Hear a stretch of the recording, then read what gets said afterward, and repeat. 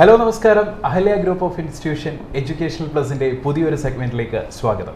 നമ്മളോടൊപ്പം ഇന്നുള്ളത് Ahalya group of institution ഡയറക്ടറും അഹല്യ എഞ്ചിനീയറിംഗ് കോളേജ് പ്രിൻസിപ്പളുമായ PR ശ്രീ മഹാദേവൻ പിള്ള സാറാണ്. സാർ നമസ്കാരം. നമസ്കാരം സാർ, ഇപ്പോൾ നമ്മുടെ ഒരു സൊസൈറ്റിയിൽ ഈ യുവാക്കളും യുവതികളും പഠിക്കാനും ജോലിക്കും ഒക്കെ ആയിട്ട് കൂടുതലും വിദേശ രാജ്യങ്ങളിലേക്ക് പോവുകയാണ്. എസ്പെഷ്യലി യൂറോപ്യൻ കൺട്രീസ്, UK അതുപോലെയുള്ള സ്ഥലങ്ങളാണ് ഇവർ ഫോക്കസ് ചെയ്യുന്നത്. ശരിക്കും ഈ ഒരു കൂട്ട പ്രയാണത്തെക്കുറിച്ച് എന്താണ് സാറിന് പറയാനുള്ളത്? മലയാളികളുടെ വിദേശ പ്രയാണം പുതുമയുള്ള കാര്യമല്ല.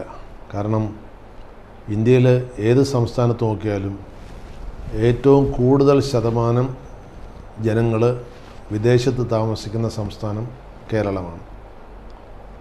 ഏകദേശം 90 ലക്ഷത്തോളം മലയാളികൾ കേരളത്തിന് പുറത്തുണ്ടാവുമെന്ന് കണക്കാക്കപ്പെടുന്നു. ഇതിലൊരു 30 ലക്ഷത്തോളം പേർഷ്യൻ രാജ്യങ്ങളിൽ തന്നെ ഉണ്ടാവും. പക്ഷേ പണ്ട് കാലത്തുണ്ടായിരുന്ന ഈ വിദേശ പ്രയാണവും ഇപ്പോൾ വന്നിരിക്കുന്ന ട്രെൻഡും രണ്ടാണ്.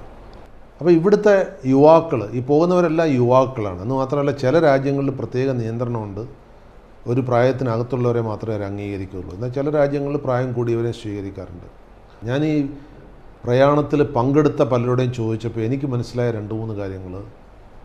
ഒന്ന്, നമ്മുടെ സംസ്ഥാനത്ത് കിട്ടുന്ന തൊഴിൽ അവരുടെ അർഹതയ്ക്കനുസരിച്ചല്ല എന്ന അഭിപ്രായമുള്ളവരുണ്ട്.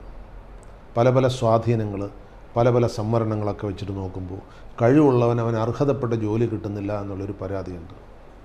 2, ഇവിടുത്തെ പഠന സമ്പ്രദായം പ്രായോഗികമല്ല. ഒരുപാട് വിഷയങ്ങൾ പഠിപ്പിക്കും, പക്ഷേ ഇതെല്ലാം പഠിച്ചിട്ടൊരു ബിരുദം എടുത്തിട്ട് ഇവിടെ വെറുതെ നിൽക്കുക എന്നുള്ളൊരു സമ്പ്രദായത്തിലേക്ക് നിൽക്കുക. ആ ബിരുദം കൊണ്ട് പുറത്തേക്ക് പോയി കഴിഞ്ഞാൽ മറ്റ് രാജ്യങ്ങളിൽ അതിന് അംഗീകാരം കിട്ടാതെ വരിക, അവിടെ വീണ്ടും പഠിക്കുകയും വേണ്ടി വരിക. അപ്പോൾ അതുകൊണ്ട് എന്തിനാണ് ഈ ഇരട്ടിപ്പണി? നേരെ അവിടെ പോയി പഠിച്ചാൽ പോരെ. പ്രത്യേകിച്ച് ഞാൻ എടുത്തു പറയേണ്ടത്, ചില ബിരുദ കോഴ്സുകളൊന്നും പല രാജ്യങ്ങളിലും അംഗീകരിച്ചിട്ടില്ല. ഇവിടുന്ന് പോകുന്നത് 3 ഇയർ കോഴ്സുകളൊന്നും പലയിടത്തും അംഗീകരിച്ചിട്ടില്ല. അതൊന്ന്. മൂന്നാമത്, ചെറുപ്പക്കാരുടെ ഒരു ഒപ്പീനിയൻ, ഇവിടെ അവർക്ക് സ്വാതന്ത്ര്യം കിട്ടുന്നില്ല എന്നുള്ളതാണ്. നമ്മുടെ ഇവിടെ ഈ മോറൽ പോലീസിങ് വളരെ കൂടുതലാണ്.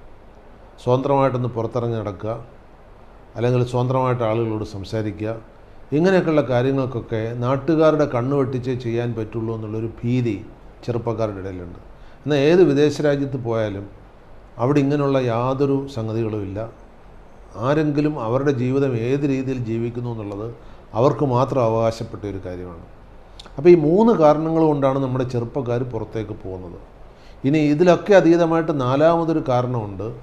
അത് ഇതിനേക്കാൾ പ്രധാനപ്പെട്ട കാരണമാണ്. അത് നമ്മുടെ സമൂഹത്തിൻ്റെ വ്യവസ്ഥിതിയുടെ ഒരു പ്രശ്നമാണ്. ഇവർക്ക് അർഹതപ്പെട്ട തൊഴിലുകളും വരുമാനവും കൊടുക്കാൻ നമ്മുടെ സമൂഹത്തിന് കഴിയുന്നില്ല. നമ്മുടെ ഇവിടെ കിട്ടുന്ന തൊഴിലുകളെല്ലാം തുച്ഛമായ വേതനം കിട്ടുന്ന തൊഴിലുകളാണ്. ഇപ്പോൾ ഒരു വിദേശ രാജ്യത്ത് പലയിടത്തും, ഇപ്പോൾ യൂറോപ്യൻ രാജ്യങ്ങളിൽ പോയി കഴിഞ്ഞാൽ ഒരു ഡ്രൈവർ ആയാലും ഒരു എഞ്ചിനീയർ ആയാലും അവർക്ക് കിട്ടുന്ന വേതനം തമ്മിൽ വലിയ വ്യത്യാസമൊന്നും ഉണ്ടാവില്ല. അതുകൊണ്ട് കിട്ടുന്നവന് കൂടുതൽ കിട്ടും, കിട്ടാത്തവനൊന്നും കിട്ടുന്നില്ല എന്നുള്ളൊരു ഉച്ചനീചത്വം ഇവിടെയുണ്ട്. അപ്പോൾ ഈ 4 കാരണങ്ങൾ കൊണ്ട് നമ്മുടെ യുവത വിദേശങ്ങളിലേക്ക് ചേക്കേറുകയാണ്.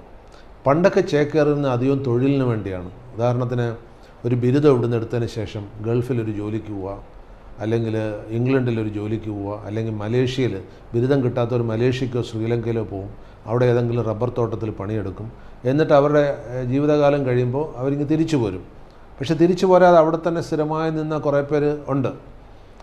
അത് കുറവായിരുന്നു അന്ന്. തിരിച്ചു പോരുകയായിരുന്നു പതിവ്. ഇപ്പോൾ പോകുന്നവർ അങ്ങനെയല്ല, അവർ എന്നേക്കുമായി നാടുവിടുകയാണ്. അപ്പോൾ കേരളത്തിൻ്റെ ഒരു ദുരവസ്ഥ നോക്കിയാൽ അറിയാം. കേരളത്തിൽ ഏകദേശം 87 ലക്ഷത്തോളം വീടുകളാണ് ഇവിടുത്തെ ഹൗസിംഗ് സ്റ്റോക്ക്. അതിൽ ഏകദേശം 13 ലക്ഷം 14 ലക്ഷത്തോളം വീടുകൾ പൂട്ടിക്കിടക്കുക, താമസിക്കാൻ ആളില്ല. മുമ്പൊക്കെ ഒരു ബിരുദം കഴിഞ്ഞിട്ടായിരുന്നു പോയിക്കൊണ്ടിരുന്നത്. ഇപ്പോൾ അങ്ങനെയല്ല. ഇപ്പം കുഞ്ഞുണ്ണി മാഷിൻ്റെ കവിത പോലെ 1-ാം ക്ലാസ് മുതൽ എൻ മകൻ ഇംഗ്ലീഷ് പഠിക്കണം, അതിനായി ഭാര്യ തൻ പേറങ്ങ് ഇംഗ്ലണ്ടിലാക്കി ഞാനെന്ന് കവി പാടിയ പോലെ ഇപ്പോൾ ബിരുദവും കൂടെ അവിടെ ചെയ്ത് കഴിഞ്ഞാൽ അവിടെ ജോലി കിട്ടാൻ എളുപ്പമാണല്ലോ. പിന്നെ തന്നെ ഇവിടെ ബിരുദം പഠിക്കുന്നതെന്ന് കരുതി 10-ാം ക്ലാസ്സും 12-ാം ക്ലാസ്സും കഴിയുമ്പോൾ തന്നെ വിദ്യാർത്ഥികൾ നാട് വിട്ടുകൊണ്ടിരിക്കുകയാണ്. അപ്പോൾ ഇതൊരു അസഹനീയമായ പ്രയാണമാണ്.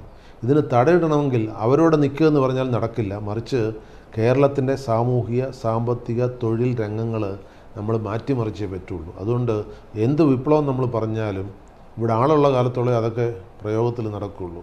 അതുകൊണ്ട് ഇത് മനസ്സിലാക്കിക്കൊണ്ട് നമ്മളെല്ലാവരും മാറണം.